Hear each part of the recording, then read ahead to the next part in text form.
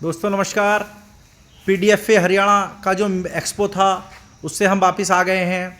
हम लगभग 3 टूर पंजाब के कर चुके हैं और 8-10 दौरे हमारे करनाल या उसके आसपास की एरिया के हो चुके हैं। तो हमारा उद्देश्य केवल ये है कि हमें हमारा डेयरी फार्म चलाना है। हम किसी टूर की वजह से नहीं जा रहे हैं, कोई घूमने का हमें शौक़ नहीं है व्यक्तिगत, लेकिन केवल हमें अपना डेयरी फार्म चलाना है। ये जो हमारा रनिंग डेयरी फार्म है, अभी इसमें 30 गाय और लगभग 20 बच्चे हैं। तो हमें इसको 50 गाय 50 संख्या हमारे पास अभी, हमें इसे 100 पे लेके जाना और 200 पे तक लेके जाना है। देखते हैं हम कहाँ तक ले जा सकते हैं, लेकिन मेन टारगेट हमारा ये है कि जिस तरीके से पंजाब में चल रहे हैं कि वहाँ पे बीमारियाँ नहीं हैं, 50 लीटर से ऊपर की एवरेज गाय हैं और बहुत सिस्टमेटिक ढंग से और बहुत कम मैन पावर से उनकी डेयरी फार्म चल रहे हैं। तो हम जो जा रहे हैं, इतना खर्चा कर रहे हैं, लगभग 35,000 किलोमीटर हमने गाड़ी चला दी है, उसका उद्देश्य केवल ये है कि वो सब चीज़ें तैयार करनी कि जिससे हमारा डेयरी फार्म आराम से चल सके, बिना दिक्कत के चल सके और कोई दिक्कत ना आए। तो उसमें हमने पंजाब दौरा किया है, पंजाब से हमने बहुत कुछ सीखा है। और अभी हम पीडीएफए हरियाणा में गए थे, वहाँ पे भी हमारे कई लोगों से मुलाकात हुई जो वहाँ पे सक्सेसफुल डेयरी फार्मर्स हैं, जो उनकी यूनियन और कमेटी में भी हैं। तो हमने बेसिकली, मेरा एक ही सवाल था कि भाई हमें बाकी सब चीज़ें तो बात की हैं कि हम कितने लोगों से हमारी जान पहचान है, कितना हमें ज्ञान है, कितना हम अपने जो सोशल मीडिया पे लोग हैं उनको बता सकते हैं, वो सब तो एक अलग चीज़ है। सबसे पहला जो हमारा काम है वो है हमारा डेयरी फार्म चलना चाहिए। हमारे जो पशु हैं वो स्वस्थ रहें, अच्छा प्रॉफिट बना के दें, अच्छी ब्रीड हमारे यहाँ तैयार हो और डेयरी के साथ साथ हमारा व्यक्तिगत जीवन भी बढ़िया रहे।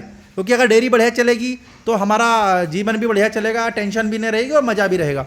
तो हमने ये जानने की कोशिश की है कौन से 3 कारण हैं जिसकी वजह से हमारे यहाँ बहुत अभी पिछड़ापन है डेयरी के मामले में और वहाँ पे बहुत अच्छा है। तो उन्होंने सबसे पहले तो हमें एक बात बताई है कि आपके यहाँ जो सबसे बड़ी दिक्कत है कि वो लोग मेहनत तो करते हैं लेकिन गलत रास्ते पे करते हैं। मतलब किसी के चीज़ के बारे में जानते नहीं हैं, केवल सुनकर बहुत है। हमारे कहते हैं करके नहीं देखती, सुनकर बहुत है। किसी से सुन लिया और वो अपना काम शुरू कर देते हैं। जैसे उन्होंने एग्जांपल दिया, आपके यहाँ इतने डेयरी फार्म खुले 2016 में, हम गाय हमारे यहाँ से गई हैं लेकिन कोई भी लोग ऐसे नहीं थे जैसे आप। उन्होंने हमारा एग्जांपल दिया, जैसे आप बोले हमें 8-10 बार आपके बारे में हम जानते हैं, आप आते रहते हैं, हमारी यूनियन में भी आते रहते हैं और पंजाब भी आप आते रहते हैं और घूमते रहते हैं।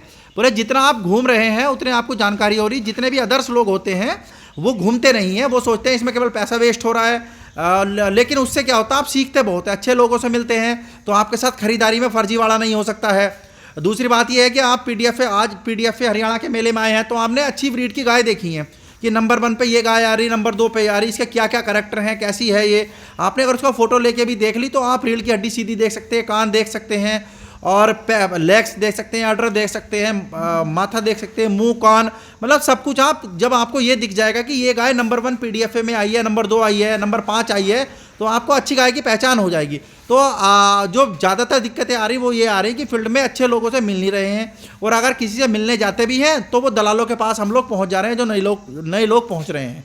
यानी कि जो परचेज हो रही है वो भी गलत हो रही है। दूसरा, बिना ज्ञान के परचेज हो रही है कि हम लोग या ज़्यादातर लोग क्या करते हैं, घूमने में समय या जानकारी में या डेयरी फार्म देखने में अपना टाइम नहीं लगा रहे हैं। लोग ये सोचते हैं कि खाली पंजाब जाएंगे 10-20 हज़ार रुपया खर्च हो जाएगा तो उससे हमें मिलना क्या है, गाय तो हमारा यहाँ लोकल से भी खरीद लेंगे या पंजाब से भी खरीद लेंगे, लेकिन ऐसा नहीं है। तो उन्होंने बताया सबसे बड़ी जो दिक्कत आपके यहाँ है वो ये है कि आपका संपर्क बहुत कम लोगों से है। जितने भी डेयरी फार्मर्स फेल हुए हैं, जो सफल हुए हैं, जैसे देवा डेयरी फार्म वालों के लिए उन्होंने बोला कि ये देखो आपके ये लाल बहादुर जी हैं और ये 10 साल से हमारे टच में है और जहाँ भी ये जाते हैं वहाँ इनका जानता आदमी मिल ही जाता है। कारण क्या है, इन्होंने बहुत समय दिया है तो ये लोगों के टच में है। इनका डेयरी फार्म इसलिए चल रहा है क्योंकि इनके यहाँ अगर कोई दिक्कत आती है तो ये उनसे पूछ लेते हैं फ़ोन करके, क्योंकि टेक्नोलॉजी जो सबसे पहले आ रही है वो पंजाब में आ रही है। आप किसी भी फील्ड में देख लीजिए कि जो खुद को अपडेट नहीं करता वो फेल हो जाता है। तो सबसे पहला कारण तो उन्होंने ये बताया कि जो लोग डेयरी फार्म में फेल हो रहे हैं वो इसलिए हो रहे हैं कि वो ज़्यादा अच्छे लोगों से संपर्क में नहीं होते हैं और उन्हें बेसिक चीज़ों की भी जानकारी नहीं होती है। दूसरा जो मुद्दा था उनका यह था कि आपके यहाँ पे सबसे बड़ी दिक्कत ये है कि अच्छे वेटरनरी डॉक्टर नहीं है और गवर्नमेंट का भी सपोर्ट नहीं है। वेटरनरी डॉक्टर्स के होने का क्या मतलब है कि वेटरनरी की डिग्री करने के लिए डिग्री वाले लोग हमारे यहाँ कोई नहीं, और वास्तव में कोई भी नहीं है। ये जितने भी हमारे यहाँ वेटरनरी डॉक्टर्स हैं, क्योंकि आदमी कहाँ से सीखता है, या तो कम्युनिटी से सीखता है, डेयरी फार्मर से सीखेगा या फिर डॉक्टर्स से सीखेगा। तो हमारे यहाँ तो 0 डॉक्टर हैं। डॉक्टर ऑफिशियली जिसे BBSc MBSc डॉक्टर्स कहते हैं वो सरकारी तो हो सकते हैं, हर ब्लॉक में एक होता है जिसे वेटरनरी ऑफिसर बोलते हैं, वो है, लेकिन उनके पास सफिशिएंट इतना काम होता है कि वो पूरी फील्ड को एक आदमी नहीं देख सकता है। तो हमारे यहाँ जितने हैं ये, या हर जगह आप देख सकते हैं पंजाब या हरियाणा के बाहर में, वहाँ तो गवर्नमेंट बहुत अच्छी व्यवस्था रखती है। हमारे यहाँ तो सीमन का जो AI करते हैं भाई, ये 1 महीने AI की ट्रेनिंग करके आए थे और यही MR से बात कर करके और इलाज करते रहते हैं। उसमें भी क्या करते हैं, अच्छी कंपनी की दवाई ये लगाते नहीं है, और जिसमें इनको प्रॉफिट होता है फर्जी कंपनी जो इनको पैसा देती है उनको ये उनकी ये दवाइयाँ लगाते रहते हैं। किसान को रिजल्ट मिले ना मिले, इनकी अपनी जेब पूरी भरनी चाहिए। तो वहाँ पे ऐसा नहीं है, वहाँ पे तो डॉक्टर्स भी पढ़े लिखे हैं, और दूसरी बात यह गवर्नमेंट का इतना सपोर्ट, और तीसरी बात यह वो जानकार लोग हैं। हमारे यहाँ तो किसी को जानकारी नहीं है, कोई भी दवाई कुछ भी लगा के वो चला जाता है। उनके यहाँ ऐसा नहीं है, वो तो क्योंकि वो कम्युनिटी में है, 10 डेयरी फार्मर आपस में जुड़े हैं, तो कोई बीमारी होती तो आपस में भी पहले सलाह लेते हैं। अगर डॉक्टर से भी इलाज हो रहा है तो डॉक्टर को पूछते भाई क्या दिक्कत है। तो उनके यहाँ जागरूक लोग हैं, और हमारे यहाँ जागरूकता की बहुत बड़ी कमी है। और जागरूकता में गवर्नमेंट का भी थोड़ा सा रोल ये रहता है कि वहाँ पे गवर्नमेंट की सब्सिडीज़ बहुत है, स्कीम बहुत है, इसलिए वहाँ पे बहुत आसान है। और हमारे यहाँ बहुत दिक्कतें, हमारे यहाँ जो 90% दिक्कतें हैं वो डॉक्टर की वजह से है। और जितने ये डॉक्टर हैं ये सब डॉक्टर नहीं है वास्तव में, ये तो AI वर्कर हैं। ये बस अपना इलाज करते रहते हैं और अपनी जेब भरते रहते हैं, और किसान का नुकसान होता रहता है क्योंकि इनको जानकारी कुछ होती नहीं है। और दूसरी बात यह है कि अगर इनको जानकारी है भी किसी विषय की तो अच्छी कंपनी की दवाई लगाते नहीं, फर्जी कंपनी की दवाई पेल देते हैं। इनका अपनी जेब भर रही है, अपने घर इनके बढ़िया चल रहे हैं, डेयरी फार्म बंद हो रहे हैं और किसान भी परेशान हो रहा है।